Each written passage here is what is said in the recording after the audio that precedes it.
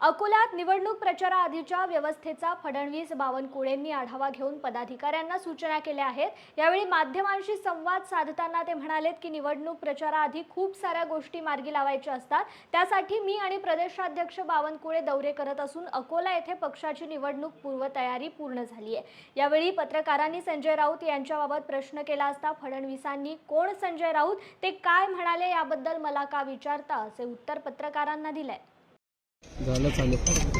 भारतीय जनता पार्टीच्या वतीने ज्या उमेदवारांची उमेदवारी घोषित झाली आहे त्या ठिकाणी एकूण निवडणुकीच्या तयारीचा आढावा घेण्याकरता प्रदेश अध्यक्ष बावनकुळे साहेब आणि मी दौरा करतो आहे।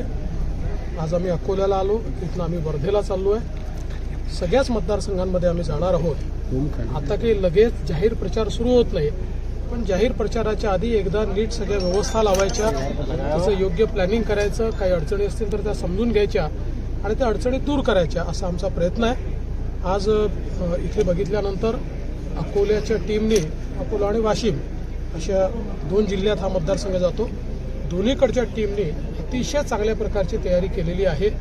बूथपर्यंत सगळी रचना लावलेली आहे आणि जो काही आमचा प्रयत्न आहे की पक्षाने ही निवडणूक बूथमध्ये लढली पाहिजे, त्या दृष्टीने सगळं प्लॅनिंग आम्ही केलेलं आहे। मला विश्वास आहे की अतिशय चांगला निर्णय या ठिकाणी येईल। देवेंद्रजी, बुलढाण्याच्या सभेत संजय राऊतांनी मोदीजींची तुलना जी आहे ती औरंगजेबाशी केली आहे बोलताना। संजय राऊत कोण आहे? तुम्ही संजय राऊत सारख्या माणसाबद्दल मला तुम्ही प्रतिक्रिया विचारता, माझी तर काय प्रतिमा ठेवा।